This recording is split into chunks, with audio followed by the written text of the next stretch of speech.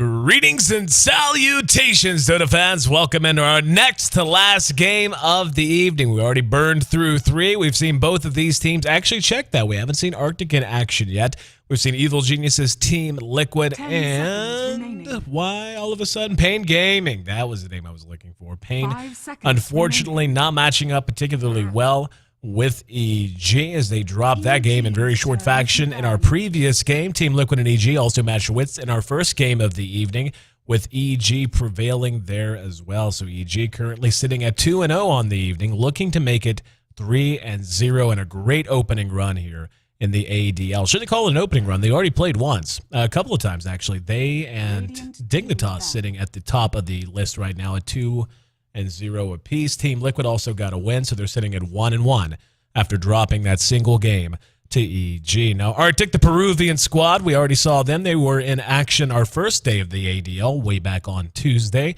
And if I'm not mistaken, they ended up going 0-2. I'd have to check the official standings. But nonetheless, they're going to be looking to fight their way back into contention here. And they're going to have to start it off with a tough game against Evil Geniuses. So we're going to see the Lifestealer banned out by EG, no Bat or EO, courtesy of Artyk. And EG, by the way, did get their hands on an EO last time. And was kind of fun. He was joking around with the EG guys afterwards. And I even made a few comments about it in the game that,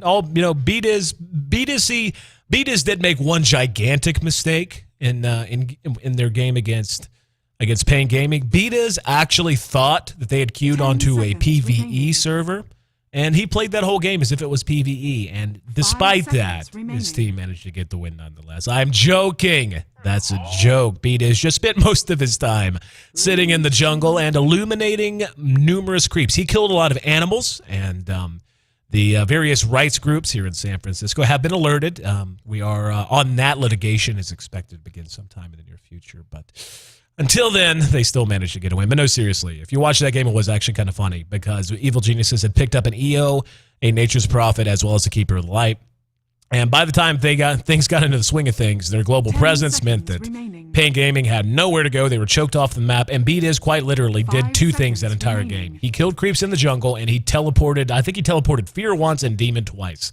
That was the entirety of his role in that game, and EG still managing to put together a pretty lopsided snowball victory. But anyway, the bans are done. EG taking out the gyro. EG does not like that gyrocopter, man. And when you see a team consistently ban the gyro, no matter what side they're on, be it Radiant or Dire, it just kind of tells you. I mean, Jo plays a good gyro. He does. But that tells me that Jo's, he can play the hero, probably just doesn't like the way the hero feels. Feels like the hero's strong, but for whatever reason would rather just have it out of the game. You know what I mean? Instead of having to pick it himself. Artyk is going to pick up the Lone Druid first, an excellent hero to begin building your lineup around. You can do so much with him. Run him in the off lane. If you're Fnatic, run him mid. Or hell, why don't you just go ahead and run him in the solo safe after you offensively tri-lane. All 3 work equally well so long as the rest of the draft is well thought out and well constructed. EG responds with the immediate Bane pickup. Bane, an excellent hero to shut down the Druid in a variety of situations. Can shut him down pretty much all game. Shuts down the Bear really effectively in the early and mid-game phase in particular. 2 ways he does that. The first of all is if it's Lone Druid in the off lane, he's going to want to use that Bear to grab the creep wave, pull it through the enemy jungle, and then pull it up under his own tower. Very difficult to defend in some cases. Takes some very nice timing. Unless you have a Bane, then you just go, nope, Nightmare. Bear's Nightmare, sorry. Creep wave's mine. And it jumps right back into lane. So aside from that, though, the fact that he can enfeeble the Bear whenever the Bear's trying to push up, if Artyk does find themselves in an advantageous position to just slowly push in, enfeebling the Bear makes it a much less of a threat, means the tower isn't going to take nearly as damage for obvious reasons.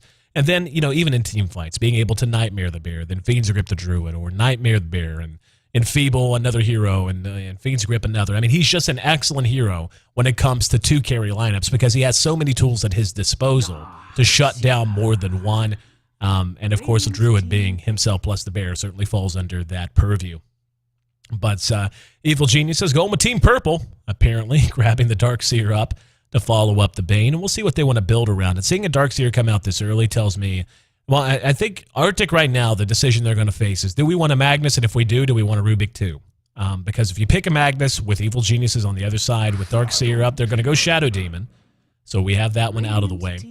No immediate reason for that Shadow Demon pick other than the hero's just damn good. If you just want to pick a support that's awesome and can offensively tri-lane very effectively, there's no reason not to grab him. My favorite hero in the game, and in my opinion, the best all-around pick. I first pick a Shadow Demon all the time whenever I draft. Love to do it just because he is that strong, and I would just as soon not give him away. Nyx Assassin going to round out the supporting cast for Artyk. They do have the beginnings of what could be a potent offensive tri-lane. Nyx not necessarily known as an offensive tri-laner most of the time. Usually you'll see him fall into the fifth position, and he'll just spend his time trying to find level 6 as quickly as he can. One of the cool things about a Nyx Assassin and what he can do in order to make up some of that ground, and this goes for any 5-position support, is eventually if it's a try versus solo and a try versus solo, and it's just one of those very calm games where there's not a lot of movement early on, eventually the Nyx can teleport to the top lane and help defend the tower from the inevitable tri-lane push. And if he's able to do so, he'll be able to make up 1 or 2 levels. You see that all the time with supports moving out of the 5 position, out of the defensive tri-lane. And EG's actually going to show us a Sand King pickup. So, EG, and, again, it's looking at with the Darkseer pickup, he's a strong hero in and of his own right. It's hard to read into that, but now you have Darkseer with Vacuum Wall into the epicenter. I would imagine that EG is going to continue to roll with this theme and just try to put together a disgustingly strong team fight team early on. And that's one great way to beat the Lone Druid. The big weakness of the Lone Druid is unless he's put in a very advantageous spot early on, unless he gets a really good start, unless he gets good farm and gets his items up quick, fast, and in a hurry, he doesn't do the best job of playing from behind, and you can't just flat out abuse it the same way you can an Animage or any other hard farming carry that doesn't feel effective without a core set of items. You just show up in your team fight. Show up at the tier 1s, take a fight, take a tower. Show up at the tier 2, take a fight, take a tower. No problem. And that, by the looks of things, will be what EG's up to, because you don't draft Sand King for a game to go late. Sand King's Burrow Strike's always good, but Sand King's utility, for the most part, is limited to the fact that he has a really good AoE stun, and he just completely melts faces with Epicenter early on. And EG is a team, by the way, that is known to do some unorthodox things with that Sand King. I mean, Sand King doesn't see an absolute massive ton of professional play anymore, but when he does, he tends to be a lane support. And you'll tend to see offensive tri-lanes with it, for example. He's excellent in the offensive tri-lane early on. And something that a lot of teams do, or, well, let me rephrase that. Something I've seen a lot of times from a variety of teams is you'll run an offensive tri-lane with the Sand King actually farming. Make him the farmer. He's a little bit tanky as a strength hero, but the idea is if you're a Sand King and you have 2 good supports behind you, Bane being an excellent one, you come up, if any hero comes close enough to harass you, generally speaking, especially once you have 2 points in a Burrow Strike, for any hero to just about any hero to harass you effectively, they're going to have to come in a Burrow Strike range, which means you can get away with being a melee hero just because you have okay range on the Burrow Strike. But again, Burrow Strike, the distance on it does go up with levels. So the idea is you'll be getting the solo farm, the solo experience for the most part. Your supports will back off when you can get XP on your own. Then you get to level 2, level 4, get 2-3 points into Burrow Strike, and then you start to be threatening. And you can still play very aggressive with him, but it's just the presence, the central role of that Sand King that allows him to work in that role. And that is something that a lot of teams, Team Liquid among them, have been doing for quite some time, for a month or so now, very consistently, and that I'm actually a big fan of. And that's the idea of the 3-support tri-lane. 3-support tri-lane with 2 farmers, 2 damage dealers, in the solo safe lane and in mid. And for EG, that works really well, given Demon is a huge proponent of TA, loves to play TA, and she certainly fits into that mold. And with a hero like Sand King, she can actually snowball out of control, and Artyk's aware of it. Artyk gets rid of that TA, says, no, thank you, sir. Night Stalker also gone, as well as our Dragon Knight. And now EG looking to continue their ban list, taking out the Magnus, not going to allow Artyk to have it. Rubik is yet to be picked or banned, interesting point. And, Artyk, I mean, they've got their supporting cast already up, not really a place on their team. Well, both teams do. I mean, unless they want to do something really crazy like mid the Sand King, which is a throwback to what EG used to do a while ago. And by a while, I mean 8 months ago. Unless they're going to do that, chances are we're either going to see them construct an offensive or a defensive trial lane. They could send the Darkseer mid, and that's something many teams do. And I want to say we saw it earlier. Was it earlier? Yeah, we did. I think, maybe.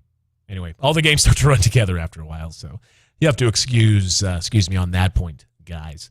But EG getting rid of the Coddle, getting rid of the Magnus, and no Alchemist. Going to be joining in this lineup from Artyk. Banning the Alchemist, I feel like, is a very good move. I was really disappointed with Pain Gaming in the last game as I really thought they drafted an excellent offensive tri-lane with Shadow Demon, Lina, and the Alchemist. They had the heroes there and then decided to withdraw and go back to a defensive tri-lane up against a Wisp, a Keeper of the Light, and a Wisp Keeper of the Light, and whoever their carry was for whatever reason. Oh, DK. And DK just not the best the lane carry very early on. Cracks under pressure quite a bit. But Artyk going to go ahead and go completely with the idea of push. But again, this is really kind of picking into EG's wheelhouse now. Not to say they can't still execute it, not to say it can't still be strong. And now, yeah, Void, a hard carry, but a carry that can team fight early.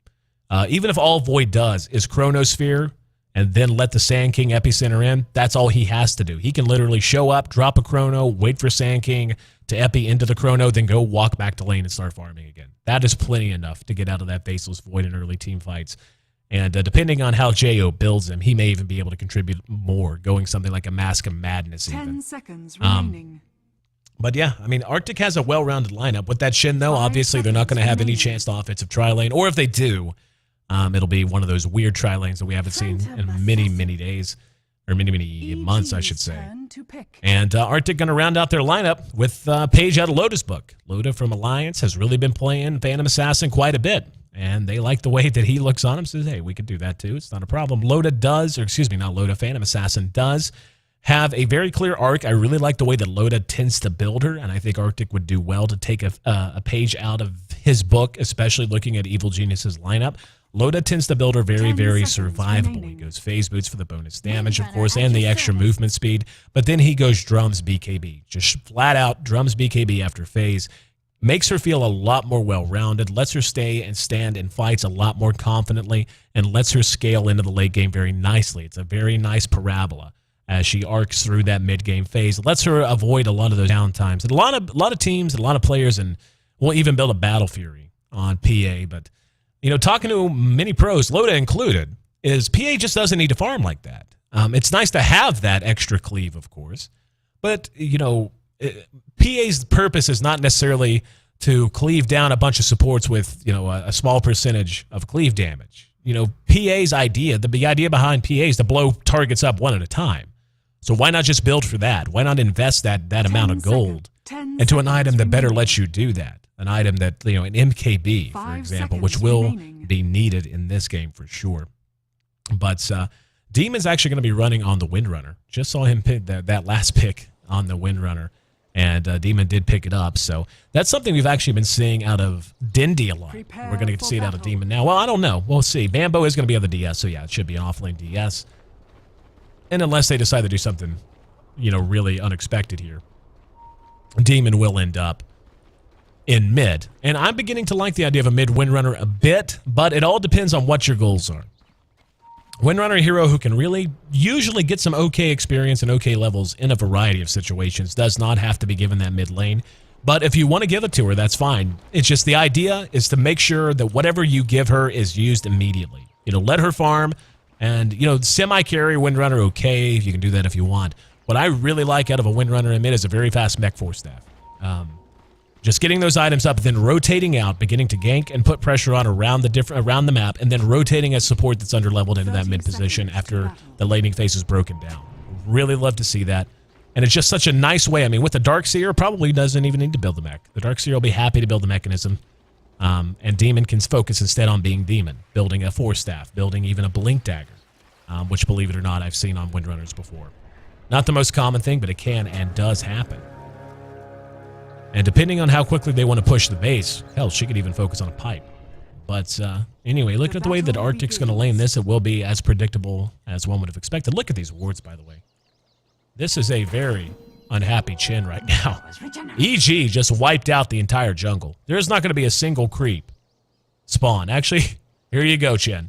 Right here. I'm going to draw you a big happy face because I hope you're happy with that camp. That is the camp you have. That is all you're going to have.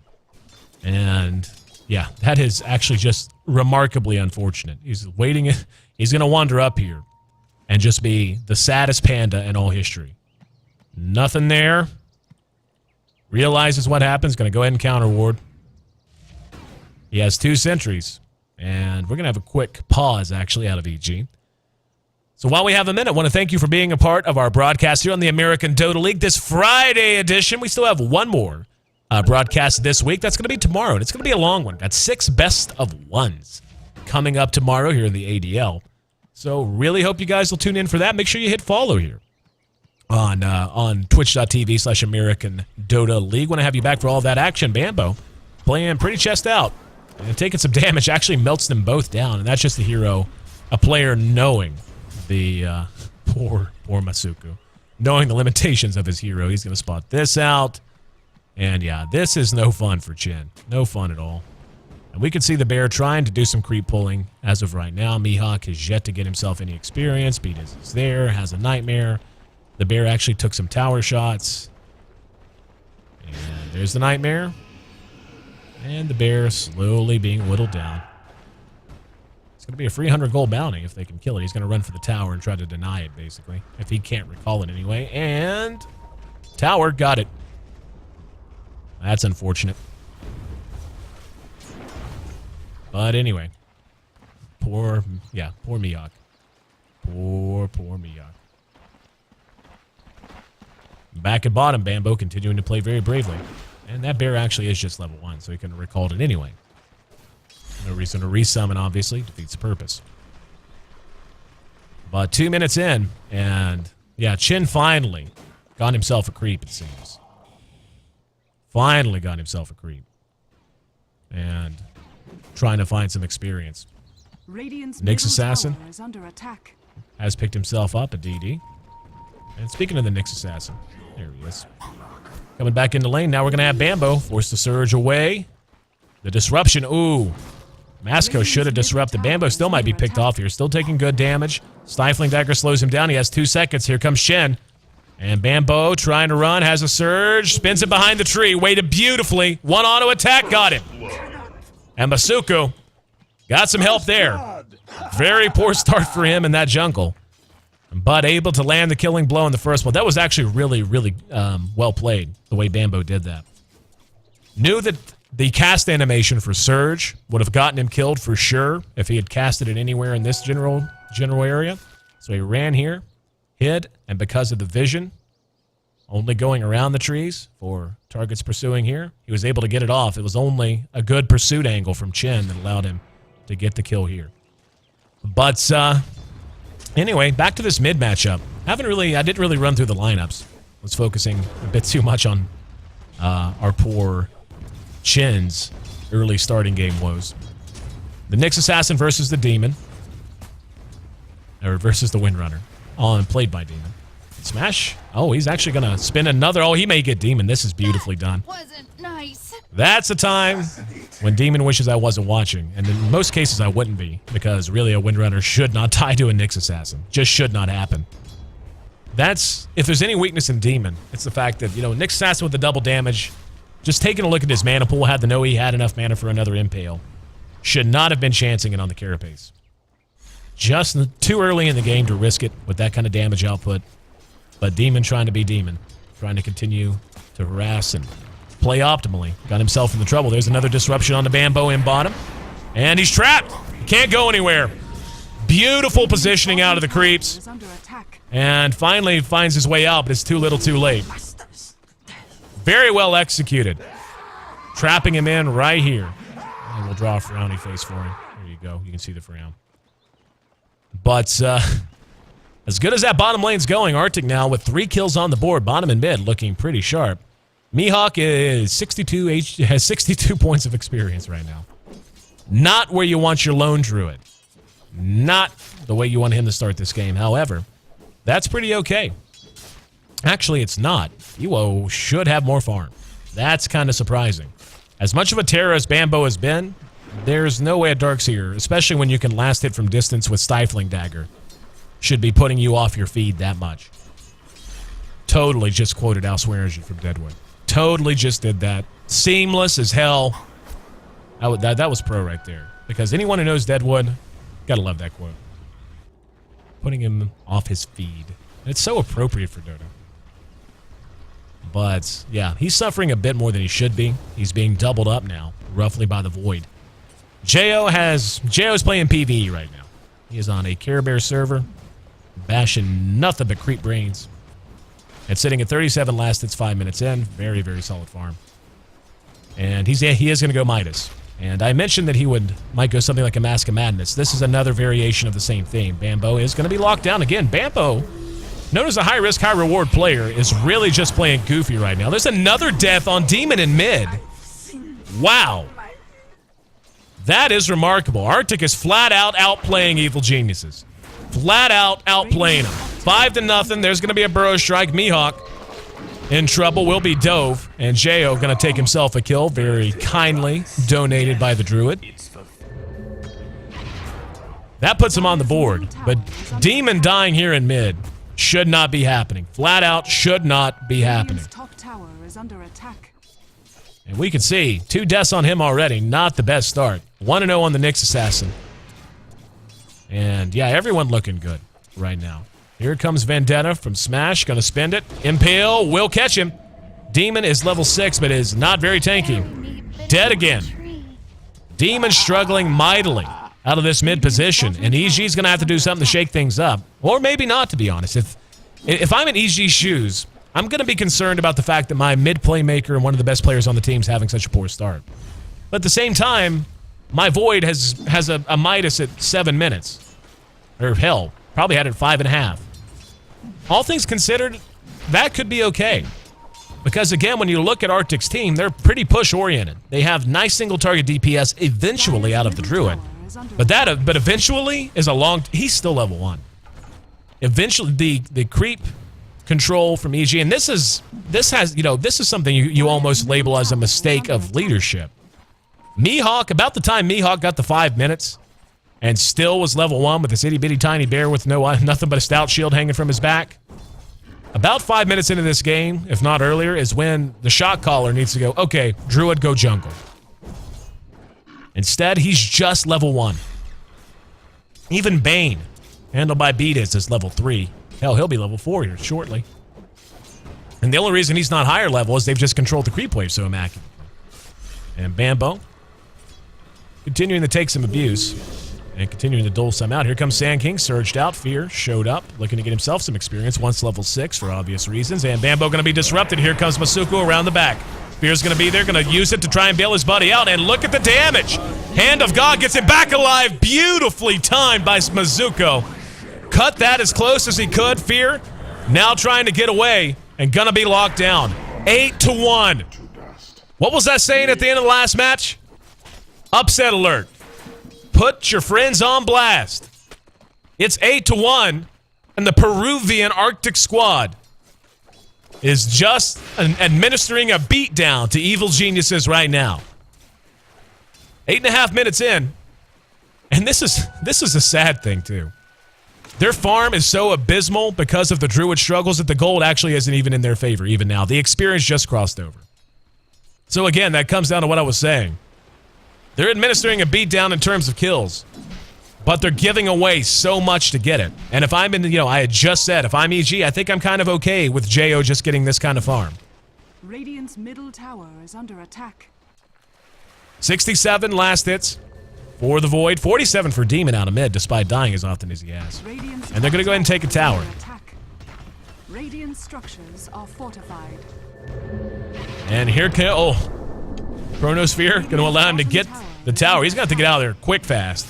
And still has time walk. We'll go ahead and use it. Nightmare on beat is. Trades himself for a tower.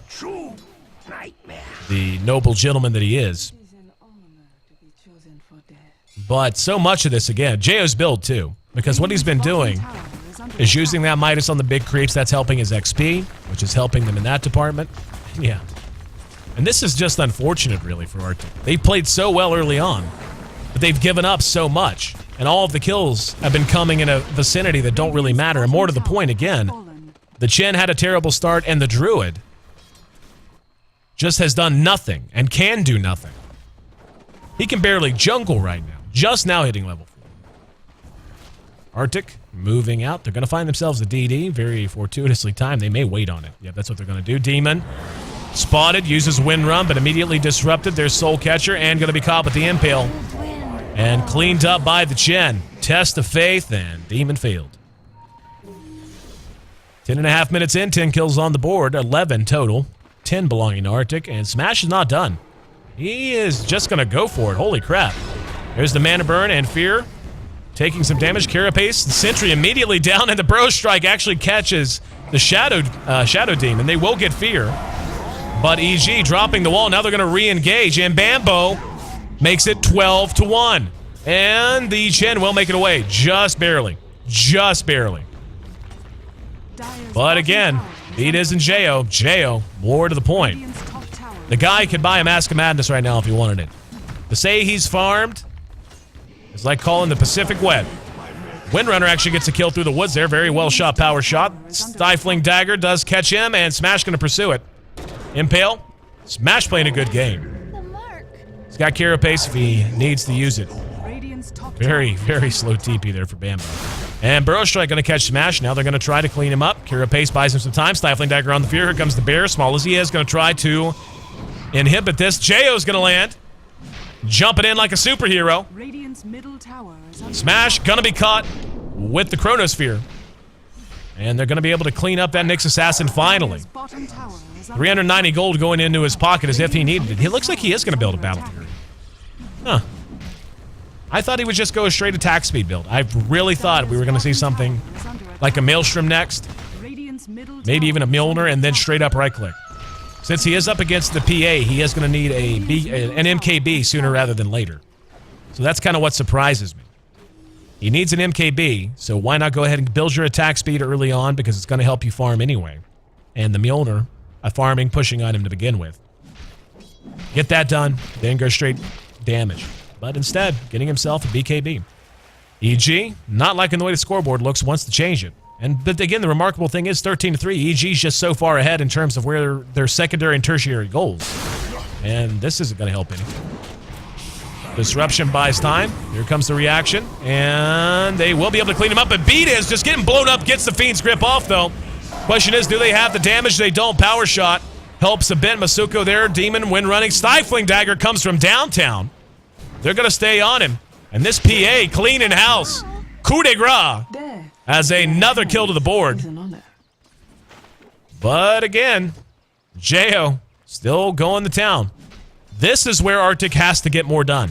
They are playing phenomenal in terms of team fight, in terms of pickoffs, in terms of reactions.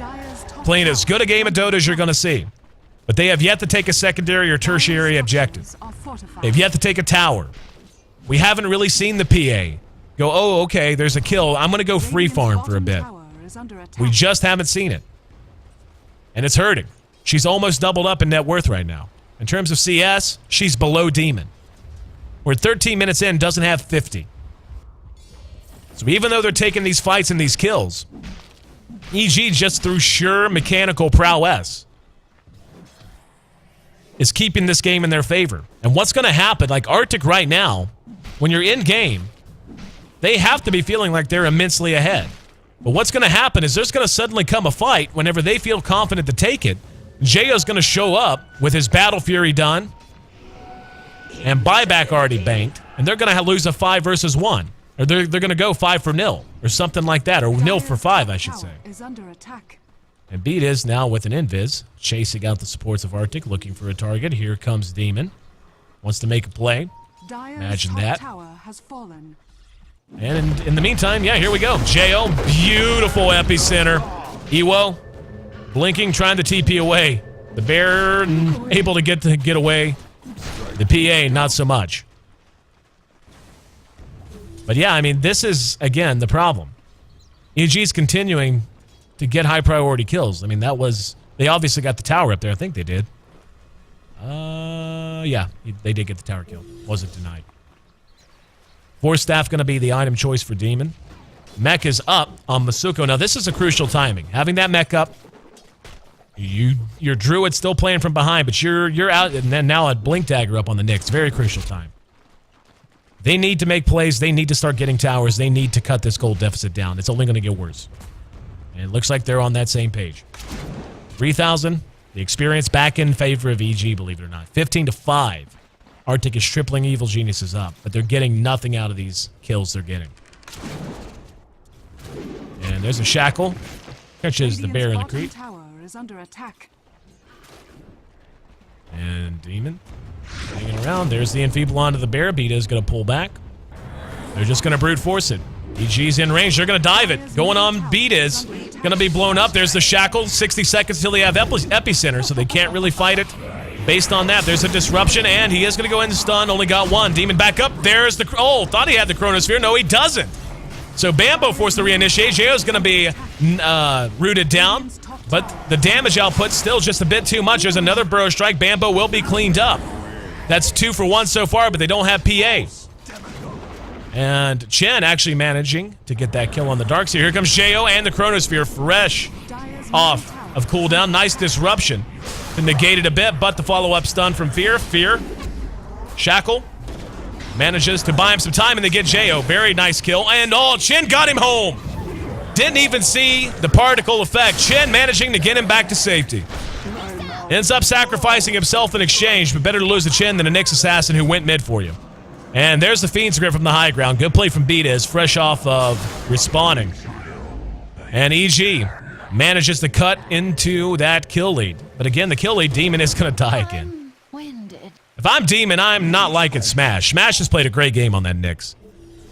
He has, he's 5-1 and 9.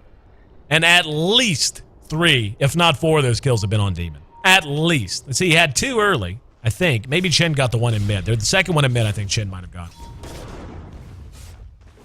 But Smash playing a dominant game.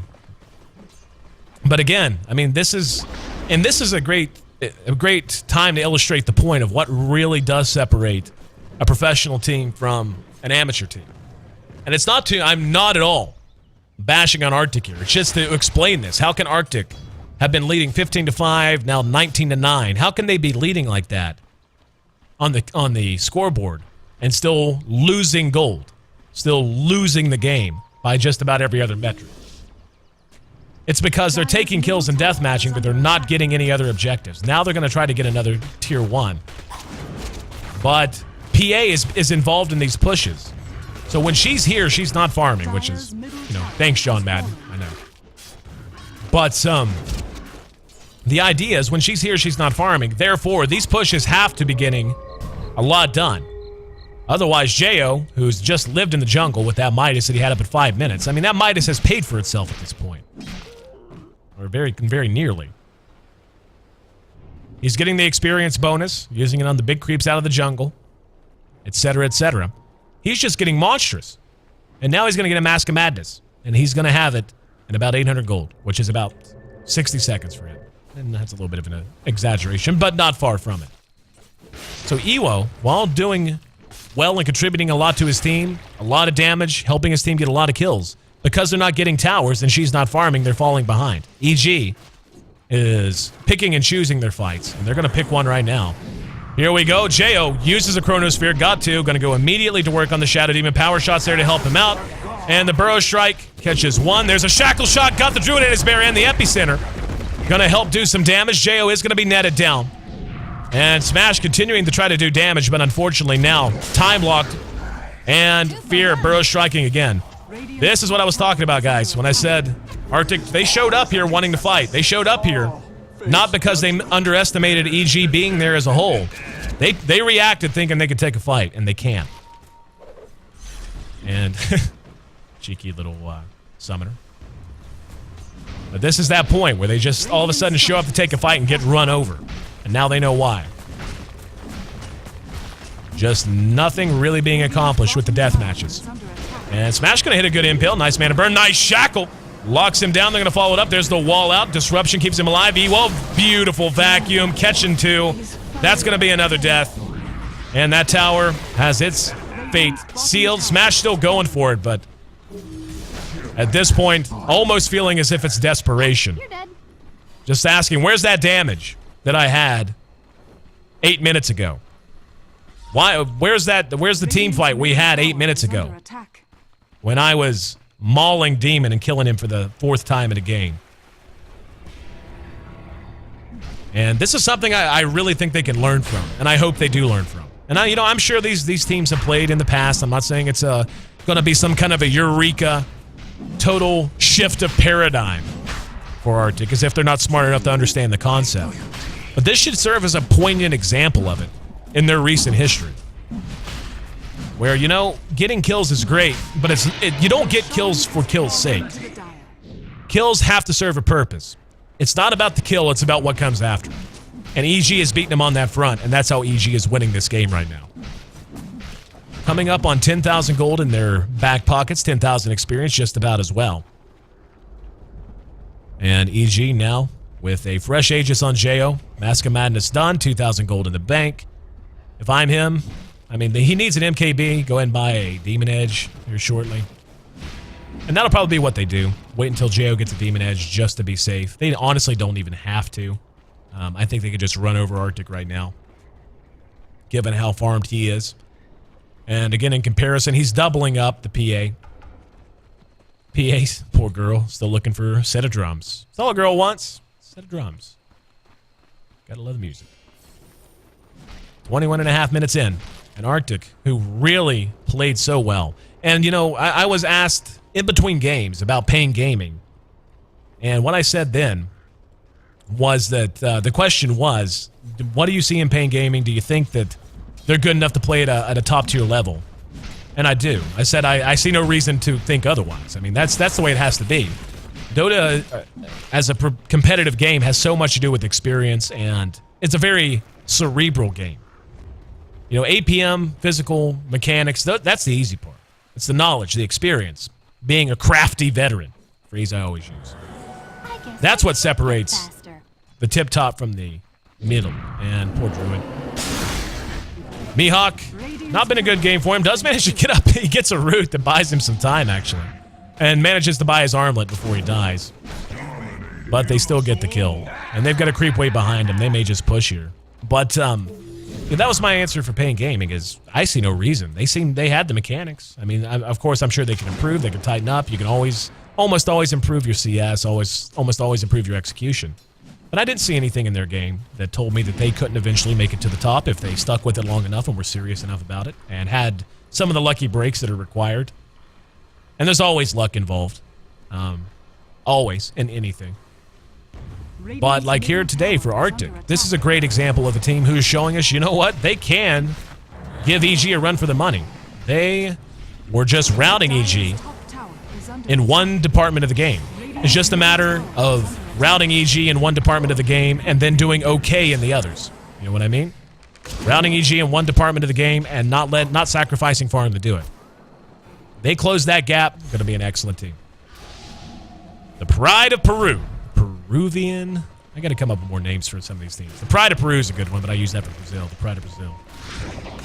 The Pride of Peru, here we go. Oh, beautiful Chronosphere. No Geospheres here today. He cleans house. Beautiful. Oh, man. Beautiful Burrow Strike right at the tail end of the duration on that. There's going to be a shackle, but yeah. This game reaching its conclusion momentarily. Smash. Cleaned up. Jo will be getting that MKB. 2 javelins in his inventory. Could run to the enemy base and buy it. Its chin is not going to be able to do a whole lot. But, yeah, right now, EG storming. Guess can't really say storming back. I mean, they were never really down. I guess they trailed in experience at one point.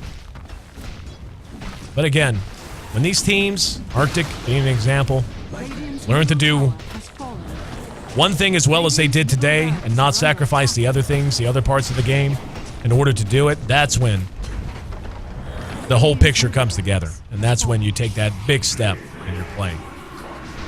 Jo, trying to time walk away, finishes MKB, and yep, there's the Burrow Strike shackles there as well. That's a lot of damage, and that'll do. So 2 more down, and the GG's likely to come out. They can, yeah, rotate. Yep, there it is. GG out.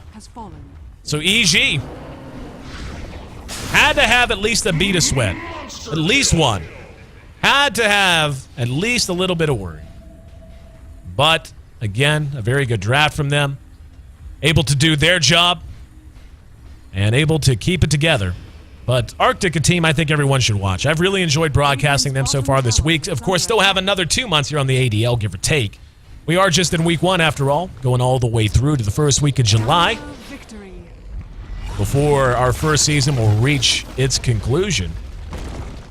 But yeah, I mean, it's one of those situations where they really gave him a run for the money, and I think this should be hopefully encouraging, not just to them, but to every other team that happens to be in the tournament right now. You know, all the other teams are saying, man, you know, we got to play Dignitas and EG, we got to play Team Liquid.